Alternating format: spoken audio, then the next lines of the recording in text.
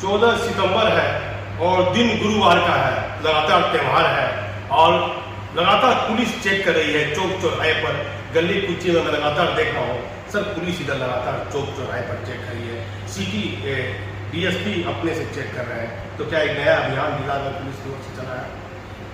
देखिए, इधर कुछ दिनों में कुछ मोबाइल की छिनतई या कुछ चैन की छिनतई की घटनाएं हुई थी, हाँ। जिसमें से 3 घटनाओं का सही उद्भेदन भी हुआ सीसीटीवी फुटेज के माध्यम से। और हम लोग इन घटनाओं जहाँ जहाँ ये घटनाएं हुई हैं उनका विश्लेषण किया तो पाया कुछ ऐसे स्पॉट हैं जहाँ पे कुछ आपराधिक तत्वों का जमावड़ा लगता है, और ऐसे स्थानों को चिन्हित करके पिछले 2 दिनों से लगातार सिटी डीएसपी के नेतृत्व में और हमारे जितने थानेदार हैं उनके साथ ये अभियान चल रहा है। और जितने भी चौक चौराहे कुछ चाय की दुकानें होती हैं जहाँ पर जमावड़ा लगता है, जहाँ पे कुछ ब्राउन शुगर बेचने की भी सूचना मिली थी, वहाँ पर लगातार अभियान चल रहा है। लोगों से जानकारियाँ इकट्ठा की जा रही है, कौन यहाँ का लोकल है, कौन बाहर का है, अगर यहाँ पे आए हुए हैं तो क्या प्रयोजन है, उसका सत्यापन किया जा रहा है।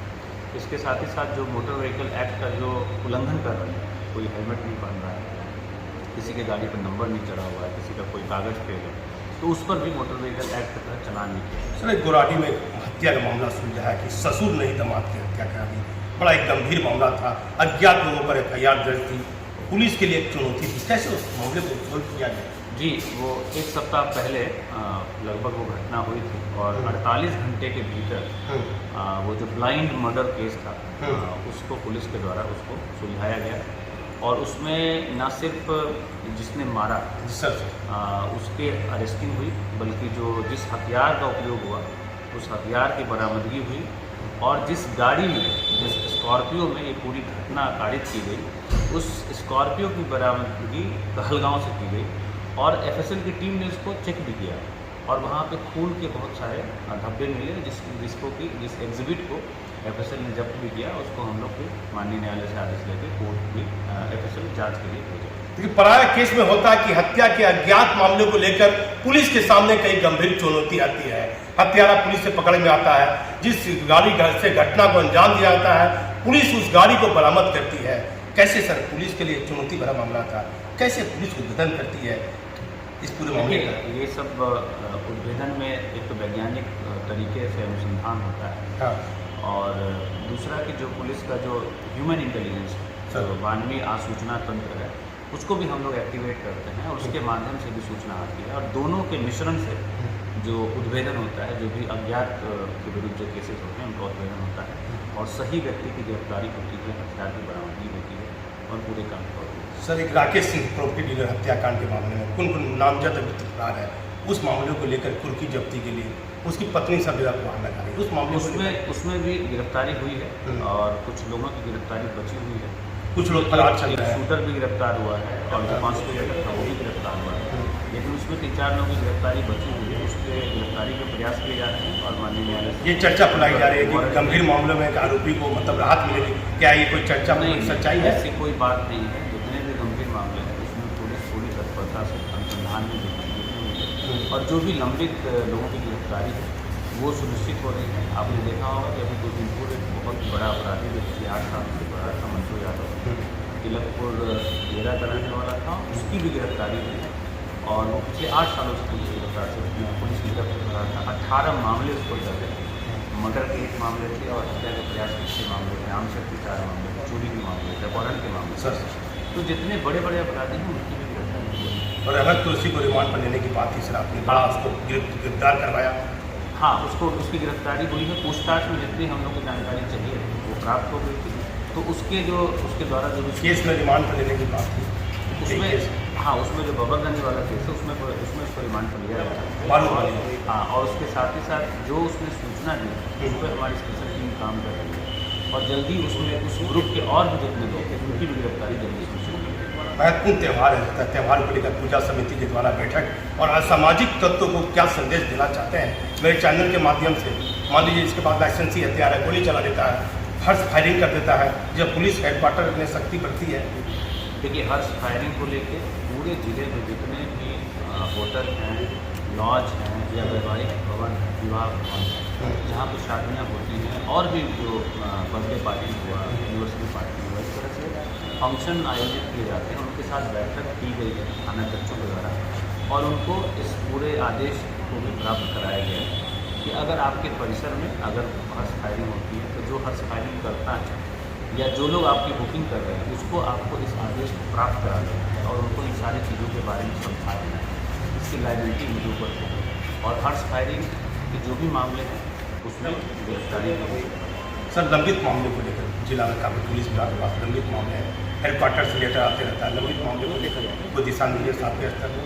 जितने भी पुराने कांड हैं लंबित उसके निष्पादन के लिए सब इंस्पेक्टर से लेकर और DSP और हम लोग लगातार इसका रिव्यू कर रहे हैं अनुसंधानकों के द्वारा और बहुत सारे मामले निष्पादन किए।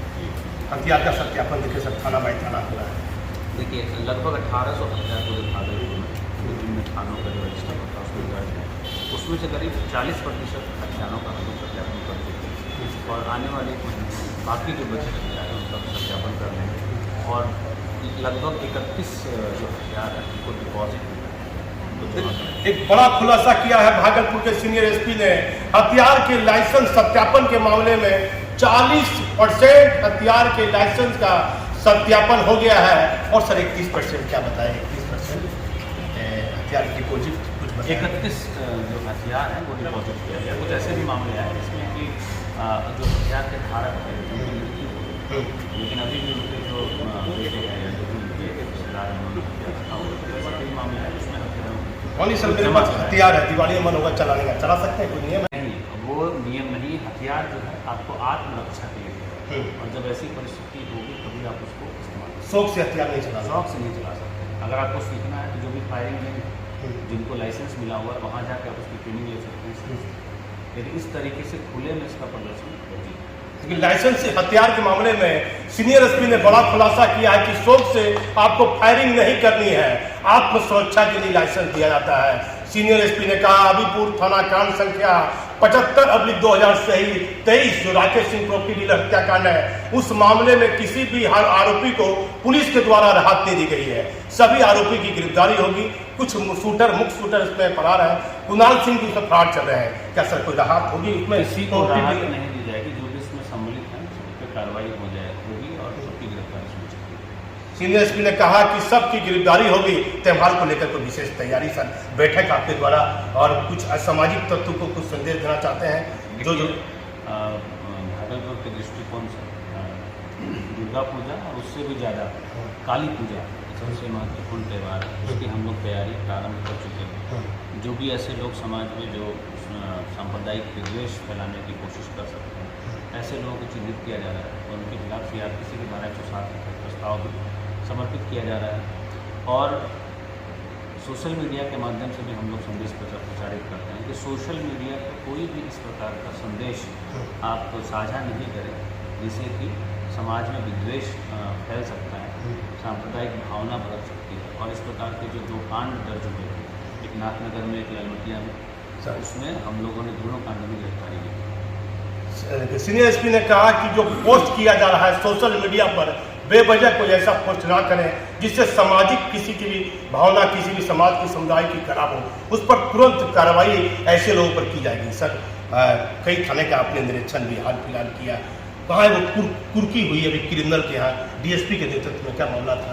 हाँ, वो एक टॉप 10 क्रिमिनल था तिब्बती का, तो उसकी कुर्की निकली हुई थी तो उसकी कुर्की DSP जो कहलगांव है उनके नेतृत्व में वहाँ पर जाके 4-5 थानों की पुलिस गई और उस इलाके का दुर्दांत अपराधी है उसकी गिरफ्तारी का भी प्रयास हम लोग कर रहे हैं और जल्दी उसकी गिरफ्तारी भी करेंगे। देखिए एक मामले को लेकर कुर्की हुई है केलगांव थाना क्षेत्र में और सीनियर SP बता रहे हैं कि ऐसे मामले को लेकर पुलिस अब सख्ती बरतेगी और जो फरार आरोपी हैं उनकी गिरफ्तारी भागलपुर पुलिस करेगी और त्यौहार को लेकर दुर्गा पूजा को लेकर पुलिस अपने स्तर पर तैयारी कर रही है। बैठक को लेकर बैठक भी की जाएगी सर सभी तो समुदाय के लोगों के साथ? जी हाँ, बैठक की जाएगी। अभी तो 1 महीने से ज़्यादा समय बचा हुआ है, हम लोग तैयारी भी कर रहे हैं। बाद में सभी थानों में शांति समिति की बैठक, पूजा समिति की बैठक की जाएगी। देखिए सीनियर SP ने कहा कि पूजा समिति को लेकर कई महत्वपूर्ण बैठक करेगी। आप हमारे चैनल पर बने रहिए। लेकिन जो सीनियर SP कह रहे हैं गंभीर मामले को लेकर जो फरार अपराधी हैं उनकी गिरफ्तारी के लिए लगातार छापामारी हो रही है।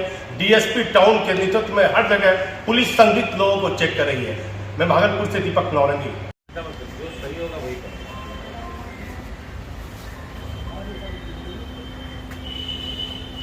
जो केस हुआ ना, ये केस हुआ, किस बोल के द्वारा हमारे